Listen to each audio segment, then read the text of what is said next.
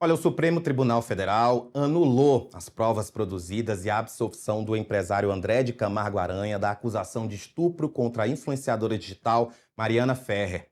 Os ministros julgaram o recurso de Mariana, no qual a influencer narrou que, na audiência que foi ouvida como vítima em um processo por estupro, sofreu sarcasmo, ironia, ofensas, humilhações e insinuações sexuais do mais baixo nível por parte do advogado de defesa do acusado. Ela argumentou que a situação ocorreu sem a intervenção do juiz, do promotor de justiça e do defensor público, o que violaria o princípio constitucional da dignidade humana. E com a decisão, o caso volta à fase de instrução na primeira instância. O STF decidiu que provas obtidas com desrespeito à dignidade e à honra da vítima não podem ser usadas no processo. O relator do processo, Alexandre de Moraes, foi acompanhado por todos os ministros. Cristiano Zanin se declarou impedido para julgar. Durante seu voto, a ministra Carmen Lúcia, única mulher da corte, destacou que esse caso chama atenção pela conduta imoral do juiz e afirmou que mulheres vítimas de violência sexual são desencorajadas a denunciar por vergonha. Vamos ver. E no caso de qualquer tipo de atuação ou de comportamento de importunação sexual ou de crimes contra a dignidade sexual, a condição da mulher, embora muito diferente de quando eu fui jovem, em que a gente tinha vergonha de contar, medo de contar para o namorado, para o parceiro dentro de casa que alguém teria investido contra a gente, porque a ideia de alguém da minha geração ou dos nossos pais era perguntar: e o que você fez? A saia estava mais curta? Isto não acabou. Era para ter acabado. Eu sou uma velha senhora de mais de 70 anos, não acabou.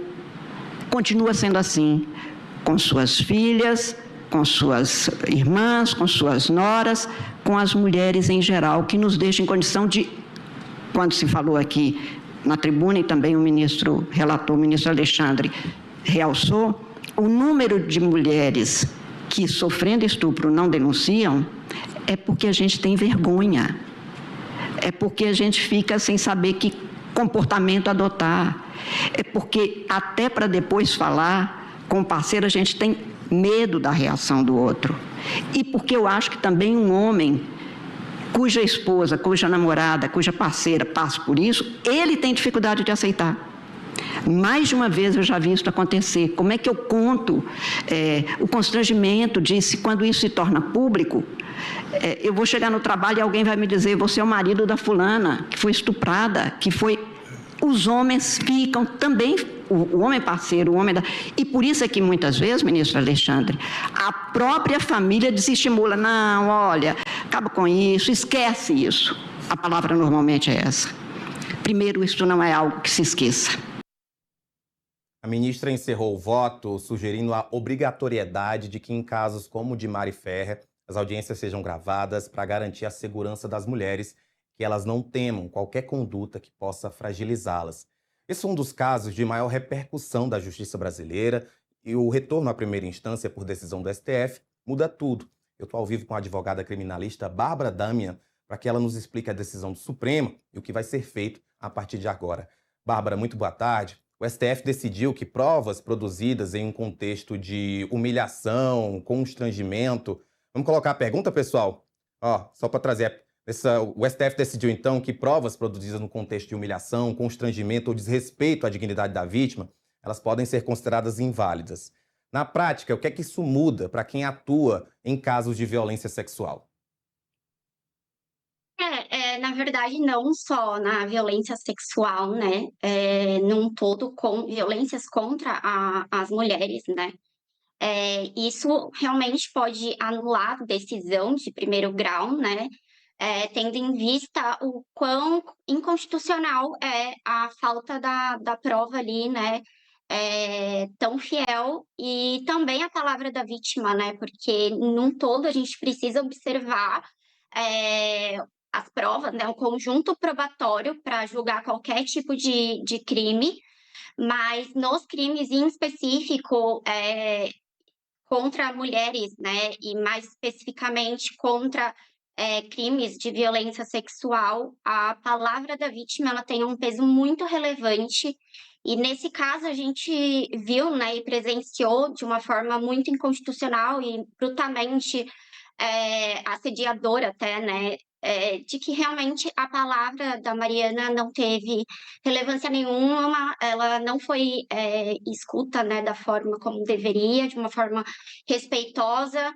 E então, assim, a decisão, né, por unanimidade, né, do STF de voltar essa parte, né, do primeiro grau para fazer novamente as provas, né, estudar e fazer todo o conjunto probatório de novo, realmente é o que se deve acontecer. Ministra Carmen Lúcia, ela tem sido aí uma das principais vozes do Supremo contra essa revitimização das mulheres. Como é que esse voto dela reforça a ideia de que a vida sexual e o comportamento da vítima não podem ser usados para desqualificar uma denúncia? Sim. Ela tem tido, né, um papel extremamente importante, foi como você falou, né, é muito bom a gente ter aí, né, uma mulher ministra na Suprema Corte, né, que entenda o que realmente as mulheres passam no dia a dia. A gente está vendo aqui esse caso da Mariana, que foi midiático, mas todos os dias a gente tem denúncias em inúmeros casos de abusos e também por parte, né, do violência sexual por parte ali de pessoas conhecidas como companheiro, como pais e avós, desculpa. E a gente, fora as pessoas, né, foram as vítimas que acabam não fazendo, né, as denúncias. E a pessoa, né, Carmen Lúcia, estando ali num poder como ela está, ela acaba trazendo um pouco de esperança, né, e um pouco, de fé que talvez essas mulheres elas precisem ter para conseguir fazer as denúncias, para conseguirem ir atrás dos seus direitos, né. Realmente foi o que aconteceu, né, no julgamento. Na audiência, a Mariana foi extremamente revitimizada durante toda a audiência, eu não sei se provavelmente não é todo mundo que teve acesso, mas foi algo, assim, super constrangedor, né, inclusive não só da parte do advogado, de defesa, mas também pelo próprio juiz, que tem ali o dever, né, de organizar a audiência e priorizar o rito, né. E então, assim, a Carmen Lúcia tem feito um papel excelente e também muito importante para nós mulheres. O caso Mariana Ferrer, ele expôs uma cultura de revitimização que ainda persiste em muitos tribunais, muitas delegacias. É óbvio que esse ato do Supremo Tribunal Federal, essa decisão, não vai mudar isso da noite para o dia. E aí eu te pergunto, o que é que há de necessidade ainda, o que é que há de lacuna que precisa ser preenchida para que essa revitimização não aconteça tão novamente como acontece? Assim, essa revitimização ela ocorre todos os dias. Eu trabalho num escritório de mulheres, composto por mulheres e para mulheres, a gente atua para mulheres.